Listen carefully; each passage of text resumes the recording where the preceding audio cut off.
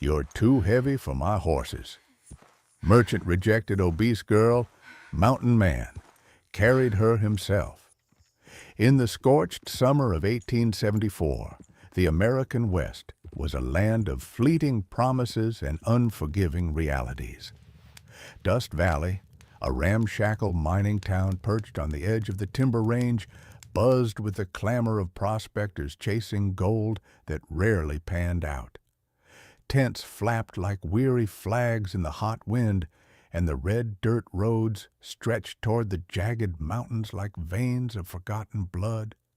Wagons creaked under loads of ore and supplies, pulled by teams of horses that looked as bone-tired as their drivers.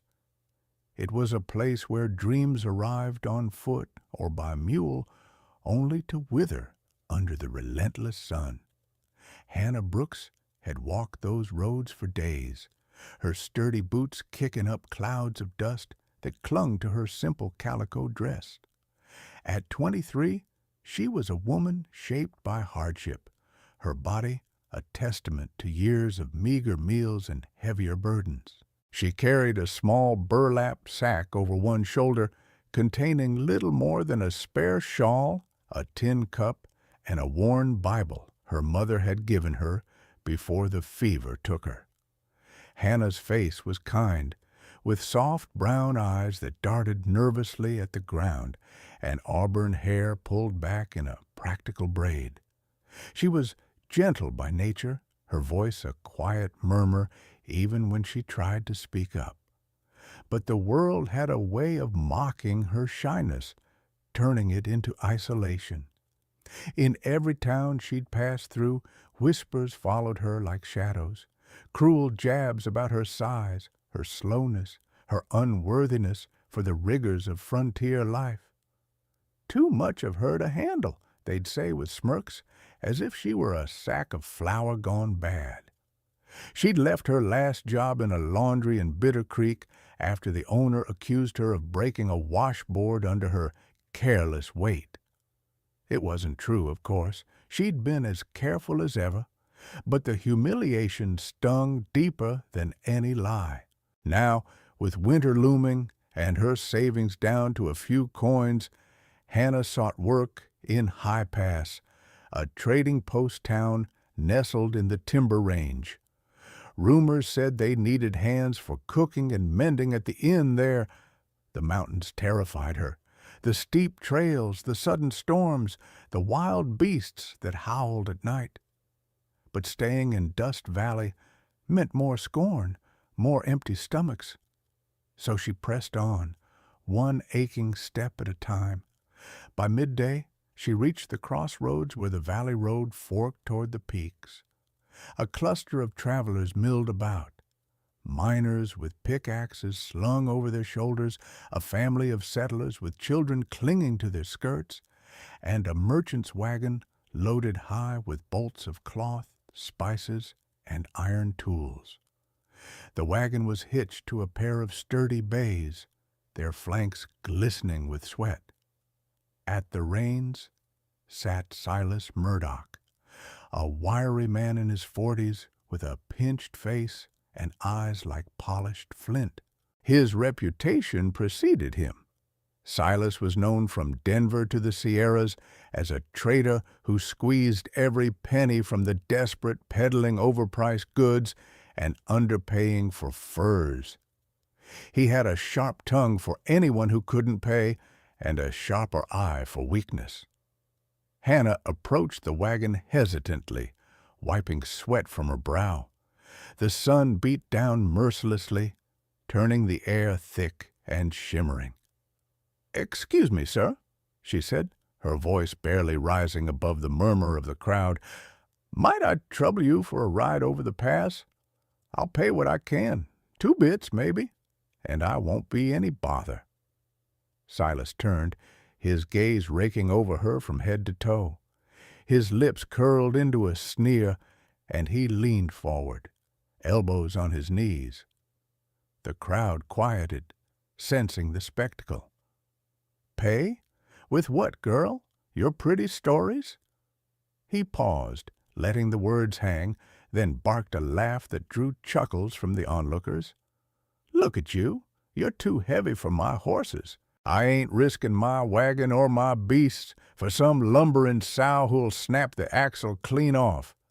Go on, waddle your way. Maybe the mountains'll slim you down." The laughter erupted then, harsh and echoing off the nearby rocks. A miner slapped his knee, calling out, "She'll cause a landslide." Another jeered, "Better off walking, saves the horse the heart attack."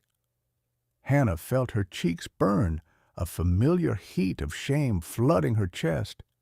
She wanted to shrink, to disappear into the dust. Her hands trembled as she clutched her sack, tears pricking at her eyes. Why did it always come to this?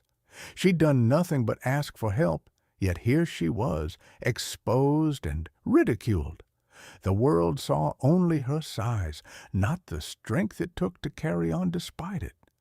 She turned away, blinking rapidly, the red dirt blurring beneath her feet. The wagon lurched forward without her, Silas cracking the reins with a triumphant whoop. She walked a few paces down the road, the jeers fading behind her, but the weight in her heart grew heavier than any pack. The timber range loomed ahead, its pine-clad slopes rising like silent judges. How would she cross alone? Bandits roamed these trails, and flash floods could turn dry gullies into death traps. Despair clawed at her, but she forced one foot in front of the other. Survival demanded it. From the shadowed porch of the sagging saloon nearby, a figure stirred. The building was a relic of better days, its sign half fallen and creaking in the breeze. The man who emerged was tall, over 6 feet, and built like the mountains themselves, broad-shouldered and solid, with arms corded from decades of wrestling timber and stone. He wore a fringed buckskin jacket stained by weather and wear, trousers tucked into high moccasins caked with mud. A gray-streaked beard framed his weathered face, and his hair, dark with silver threads, was tied back with a leather thong. A long rifle hung from his shoulder, and a knife hilt gleamed at his belt. This was Elias Crow, the mountain man the locals whispered about as Old Wolf or the Timber Ghost. At 53, he'd lived alone in the high ranges for 30 years, trapping beaver, hunting game, and trading pelts only when necessary. He spoke little, preferred the company of pines to people, and carried an air of quiet authority that kept even the roughest miners at bay. Elias had been in Dust Valley to sell a load of furs, enduring the town's noise for the sake of a fair price. He'd seen the scene unfold from his vantage, his gray eyes narrowing at Silas's cruelty. It stirred something in him, a old anger at men who preyed on the vulnerable. He stepped forward, his boots thudding softly on the packed earth. "A man's worth ain't measured by weight, Murdoch," Elias rumbled, his voice low and steady like distant thunder. Silas reined in his horses, twisting around with a mocking grin. "Oh, it's the hermit himself. What business is it of yours, Crow? You gonna preach from your cave?" The crowd murmured, intrigued. Elias didn't rise to the bait. He glanced at Hannah, who stood frozen a short distance away, her back turned. "It ain't preaching, it's decency. If you're too yellow to help, step aside." Silas's face reddened. "Decency? Ha! Take her then if you're so noble. See how far your mule gets with that load." He spat into the dust and snapped the reins again, the wagon rumbling off toward the pass. Elias ignored him, approaching Hannah with measured steps. She heard him coming and glanced over her shoulder, her eyes wide with surprise and lingering embarrassment. Up close, he was even more imposing, but there was no judgment in his gaze, only a calm assessment. "Miss," he said gently, removing his hat. "If you'll allow it, I'll see you through the timber range. My horse is strong, and the trail's no place for solitary travel." Hannah shook her head, her voice catching. I appreciate it, sir, but I'm too much trouble.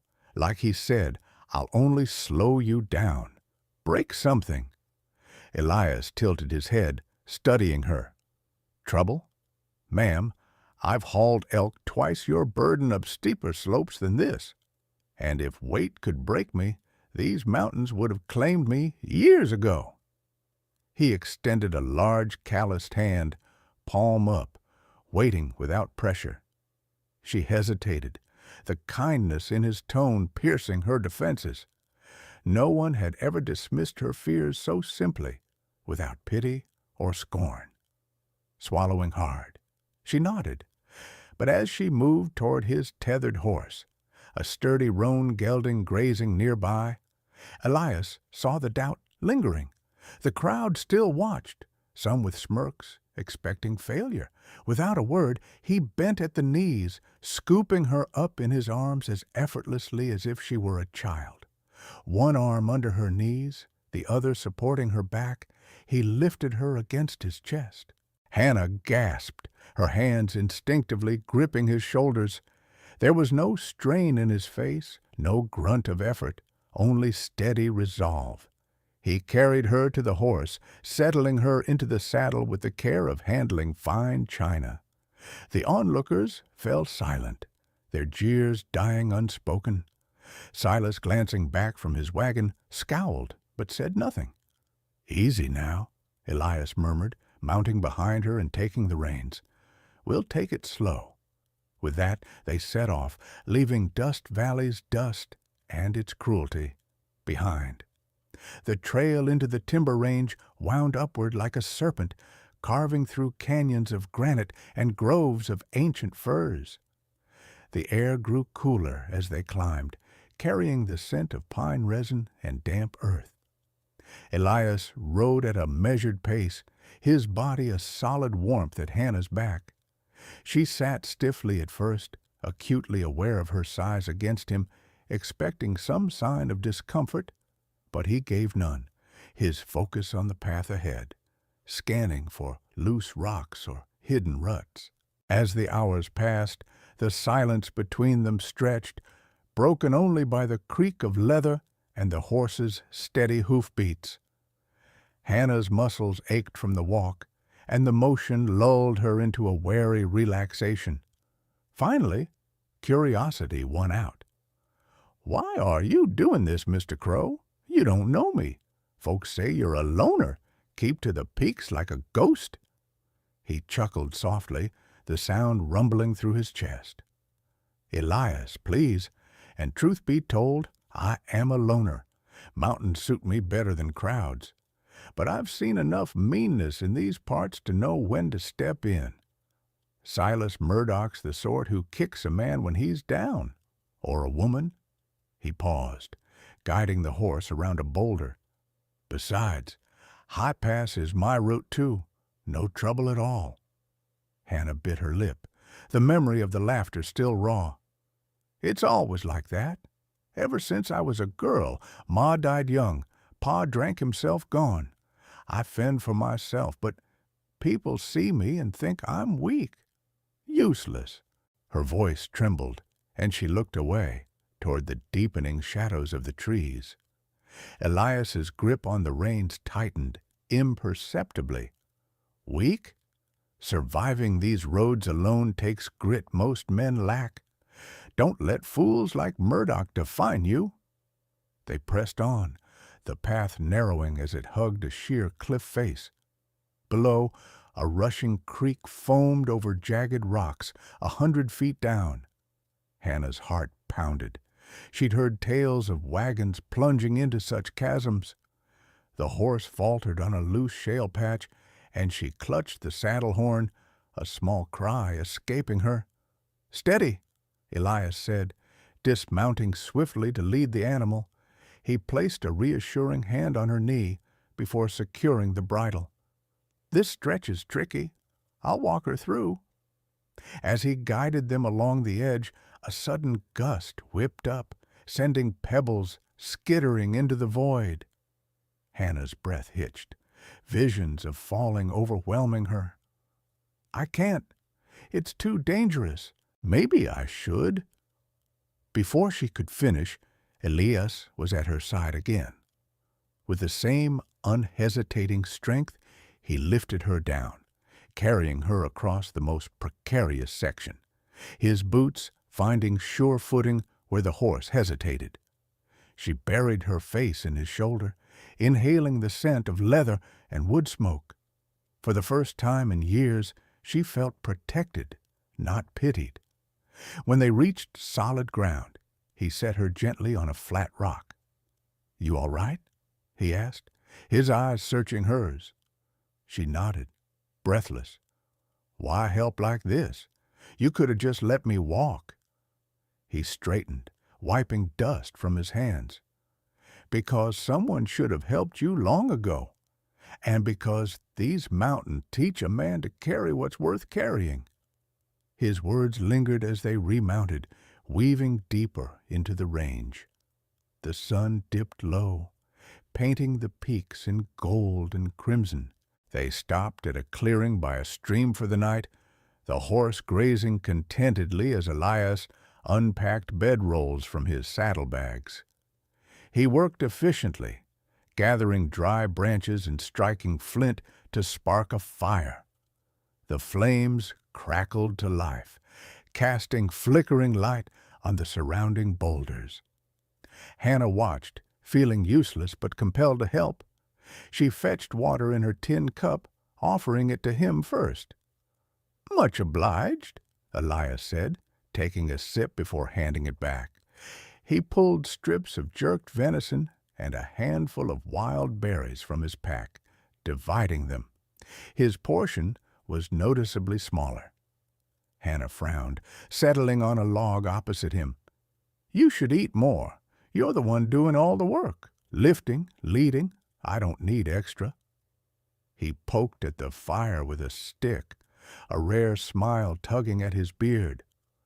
"I've gone leaner days than this. You need your strength to reach High Pass safe. Can't have you fading on me."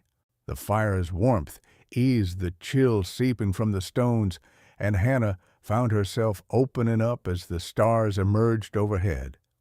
She spoke of her childhood in a sod house on the plains, how her father's gambling had left them destitute, forcing her to work odd jobs from age 12. "Folks always found reasons to let me go.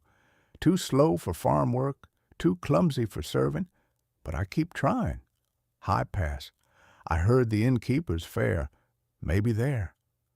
Elias listened, nodding occasionally, his face illuminated by the flames. He shared little at first, only that he'd come west after the war, seeking solitude after losing comrades in the smoke of battlefields. But as the night deepened, he carved a small wooden bird from a pine scrap, his knife flashing in the firelight. "Here," he said, offering it to her, "to remind you you've wings, Hannah. People just make you forget." She took it, fingers tracing the smooth curves. Tears welled up, unbidden. "No one's ever—" "Thank you, Elias." In that moment, by the remote campfire, she saw him not as the gruff mountain man, but as a soul scarred by his own loneliness. Sleep came fitfully for Hannah, the unfamiliar sounds of the wild, owls hooting, wind sighing through the trees, keeping her alert. Elias sat watch, his rifle across his lap, ever vigilant. By dawn, they broke camp and continued, the trail growing steeper. They forded icy streams where the water numbed their legs and navigated switchbacks choked with underbrush. Elias dismounted often, helping her down for the roughest parts, his strength unflagging. Midday brought a storm, sudden and fierce as mountain weather often was. Rain lashed down in sheets, turning the path to slick mud. Lightning cracked overhead, thunder rumbling like artillery. The horse shied, and Hannah slipped from the saddle, twisting her ankle on a root. Pain shot through her leg, sharp and insistent. Elias was there in an instant, kneeling to examine it. Not broken, but you'll need to ride easy. Without hesitation, he hoisted her onto his back, carrying her piggyback through the downpour to a shallow cave overhang. He lowered her gently, then tethered the horse and built a windbreak from branches. Shivering in her soaked dress, Hannah watched him work. "You don't have to do this. I can limp. And leave you to the storm? Nonsense." He draped his dry buckskin coat over her shoulders, its warmth enveloping her like an embrace. As the rain drummed outside, they huddled close, sharing body heat. For the first time, Hannah didn't feel like a burden. She felt seen. The storm passed by evening, leaving the air crisp and the world washed clean. They reached High Pass 2 days later, the town a cluster of log cabins and a bustling stable at the base of a high meadow. Smoke curled from chimneys, and the sound of axes splitting wood echoed. Elias helped her down outside the inn, a sturdy building with a sign reading "Timber Rest." "This is your stop," he said, tipping his hat. "Innkeeper's name is Mrs. Hale. Solid woman. You'll do fine here." Hannah's heart twisted. The journey had been a revelation, his quiet kindness mending fractures she hadn't known were there. "Elias, I don't know how to thank you. If the world treats me poorly again, is there somewhere I could find you?" He met her gaze, something softening in his eyes. "Timber Range always has a cabin open if you need it. I'll carry you over these mountains any time, Hannah. Safe travels." With that, he mounted and rode back toward the peaks, his figure receding into the twilight. Hannah watched until he was gone, clutching the wooden bird in her pocket. High Pass welcomed her cautiously. The work was hard, scrubbing floors and cooking stews for rowdy travelers, but it was steady. Mrs. Hale, a no-nonsense widow, saw Hannah's diligence and kept her on.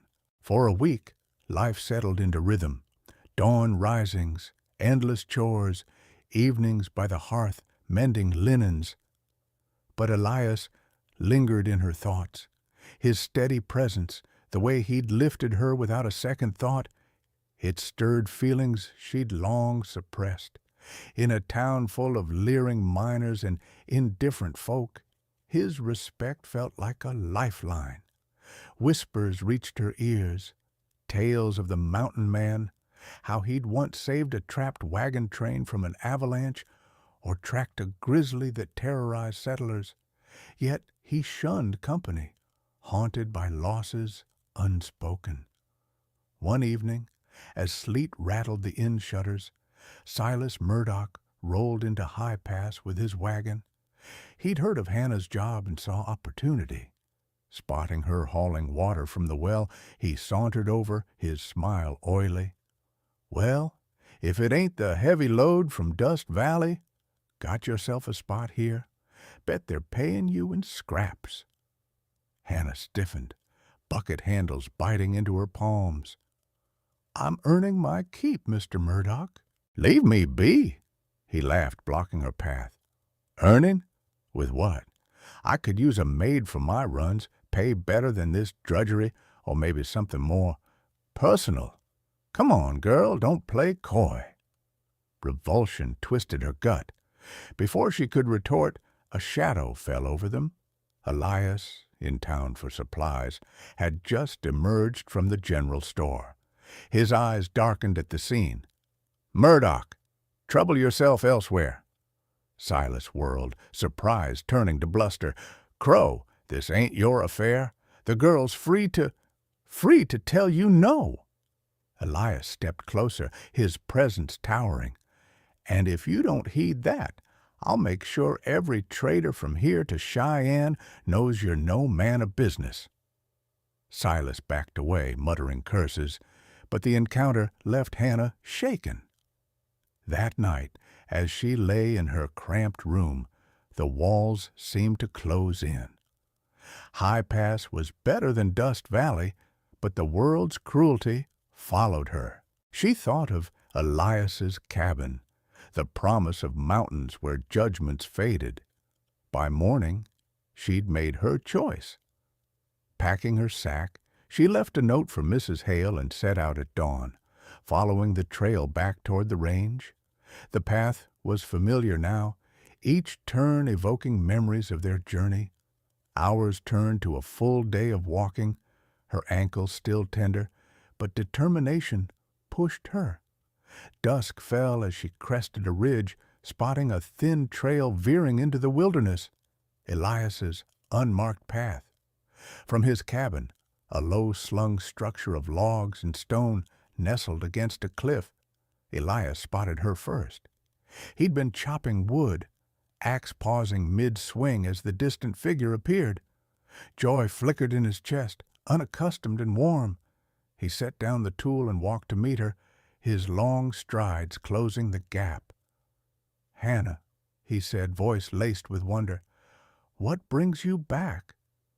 She stopped, breathless, her eyes shining. I couldn't stay." "The town, Silas. It reminded me too much of before. I want to try living here, in the timber range, if you don't mind the company." He placed a hand on her shoulder, light as a breeze. "Mind? Hannah, nothing's ever been more welcome in this cabin." She moved in that day, the space simple but sturdy.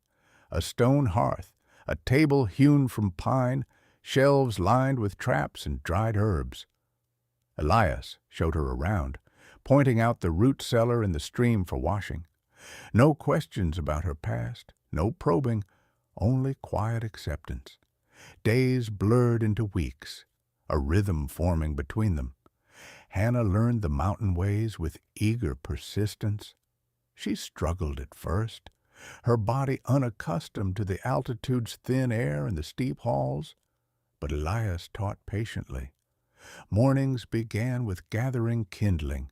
She fumbled the hatchet, but he guided her hands, his touch steady.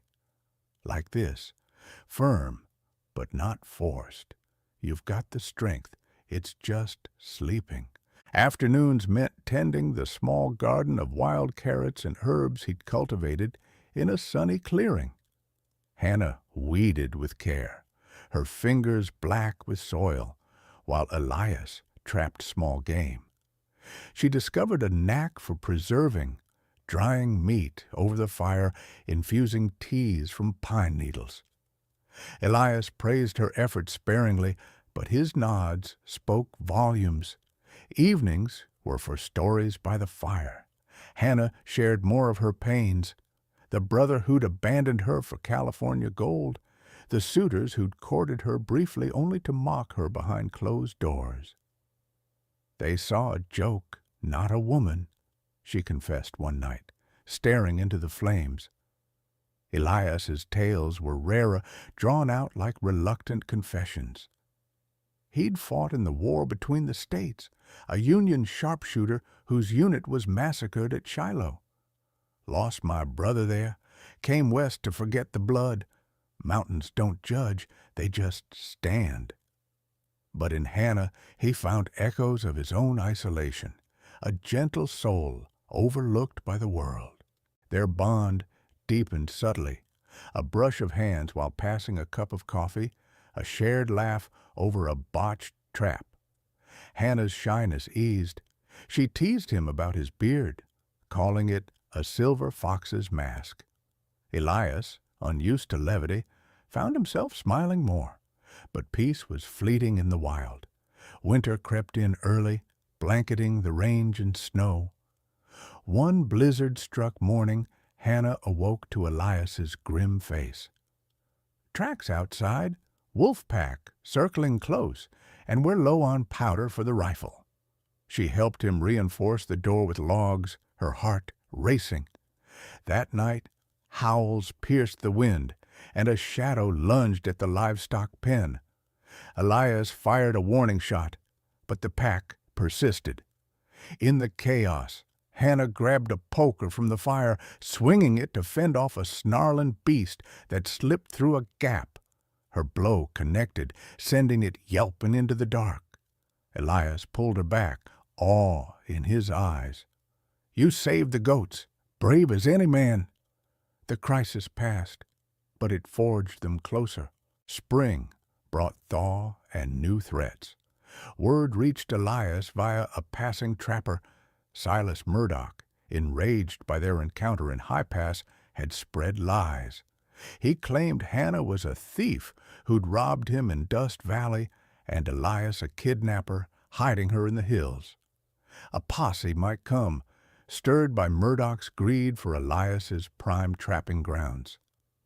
Drama escalated when Murdoch himself appeared one foggy afternoon, flanked by 2 hired gunslingers. He rode up to the cabin, demanding entry. "Hand over the girl, Crow. She's wanted for theft, and those furs of yours, justice says they're forfeit." Elias stood on the porch, rifle ready. "Lies, Murdoch. You peddle them like your wares." Hannah, peeking from the window, felt terror grip her, but anger followed. "He's the thief, stealing dignity from anyone weaker." The standoff turned violent when one gunman drew. Elias fired first, grazing the man's arm, but a bullet clipped his shoulder in return. Blood soaked his shirt as he tackled the other, fists flying in the mud. Hannah burst out, hurling a pot of boiling stew at Murdoch, scalding his hand and sending him fleeing on horseback. The posse scattered, cursing. In the aftermath, Elias slumped against the cabin wall, pain etching his face. Hannah tore strips from her shawl, binding the wound with steady hands. "You fought for me. Why risk it?" He winced, but his eyes held hers. "Because you're worth every scar, Hannah." As he healed, their world shrank to the cabin's warmth. Hannah nursed him with herbal poultices, her care tender. One evening, as summer wildflowers bloomed outside, she leaned against him on the porch. "Elias, why have you never married? A man like you, strong, kind?" He sighed, arm around her shoulders. "After the war, I figured no woman'd want a broken soldier in the wilds. Too rough, too alone." She turned, meeting his gaze. "I want to. Here, with you." Time meant nothing then. Elias, at 53, pulled her close, his embrace a vow. "If you choose me, Hannah, I'll never let harm touch you again." Tears streamed down her face as she kissed him, soft and sure. "You carried me when no one would. You're the best thing life's given me." Their love blossomed quietly. Walks in the meadows, shared labors, nights entwined by the fire. Murdoch's threats faded. Justice caught up to him in a Denver court for fraud, his empire crumbling. Hannah and Elias built a life, her curves fitting perfectly into his world, his strength lifting her spirit. In the timber range, 2 souls once forgotten found each other, not out of pity, but profound recognition. Their bond, simple and pure, endured stronger than the eternal peaks.